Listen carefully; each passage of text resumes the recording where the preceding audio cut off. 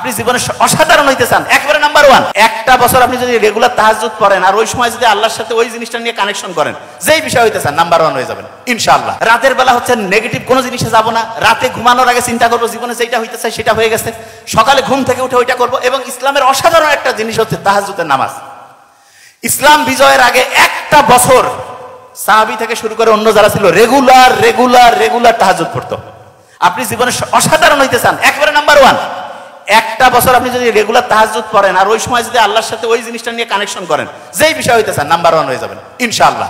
তাহলে যে জিনিসটা বলতেছিলাম, প্রথম কাজ, প্রথম যেইটাই আপনি সেরা হইতে চান সেইটা আপনি রেগুলার প্র্যাকটিস করবেন। রেগুলার আপনি মনে করেন যে ধরেন একটা বিষয় হচ্ছে যে প্রফেসর হইতে চান যে কোনো বিষয়, তাহলে ওই বিষয় দৈনিক 5 মিনিট 10 মিনিট 15 মিনিট দৈনিক পড়তে থাকেন, দৈনিক পড়েন।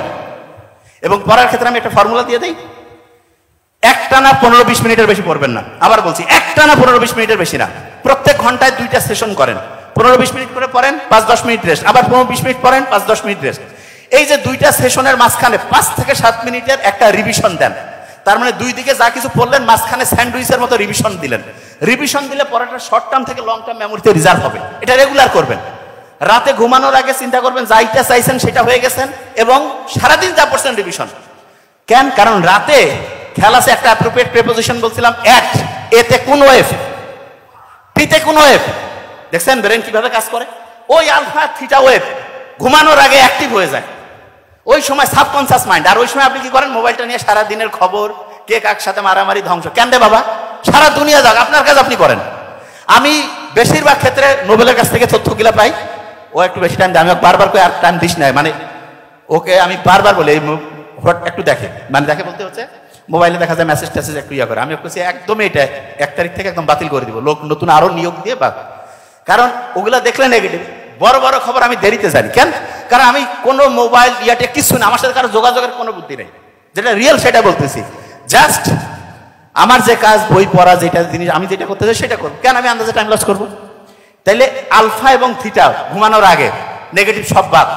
এবং ইসলামে কত সুন্দর না, বিভিন্ন সূরা পড়তে বলছে, নফল নামাজ পড়তে বলছে, কোরআন তেলাওয়াত করতে বলছে। ওই সময় যে ঘুমাইতে যায় কি অসাধারণ ঘুম হবে, ব্রেনটা পরিষ্কার করে ফেললাম, তারপরে একটা ব্রেন রিজার্ভ, ব্রেন হচ্ছে রিচার্জ হইলো, তারপরে সকালে ঘুম থেকে উঠে ওই সময় আবার আলফা থিটা ওয়েভ। এবং ওই সময় যদি একটু পড়ি, ওই সময় একটু যদি রিভিশন দেয়, ব্রেনটা চাঙ্গা হয়ে কাজ করবে। প্রত্যেক ঘন্টায় 2টা 15-20 মিনিটের সেশন, মাঝখানে একটা রিভিশন, রাতে ঘুমানোর আগে রিভিশন, সকালে ঘুম থেকে উঠে রিভিশন। তার সাথে কি করবেন সেটা বলি। যখন পড়তে যাবেন, বইয়ের লাইন আছে না, বই যে পড়তেছে, অনেকে পড়ার সময় লাট বাহাদুর ওই আছে চুপ করে, নো, একটু অ্যাক্টিভ হইতে হবে। মুভমেন্ট হইলে ব্রেইনের অ্যাক্টিভিটি বাড়ে। কিরকম? আপনি মনে করেন এটা হচ্ছে আপনার পৃষ্ঠা বইয়ের, এখানে আপনি বের করলেন, করে আপনি এরকম করে হাত টাচ করে করে পড়বেন, টাচ করে করে আজকে পড়বেন। আজকে আপনার 50% পড়ার গতি, 40 মিনিটে যেটা পড়তেন আপনি, ওইটা দেখবেন 20-25 মিনিটে হয়ে গেছে।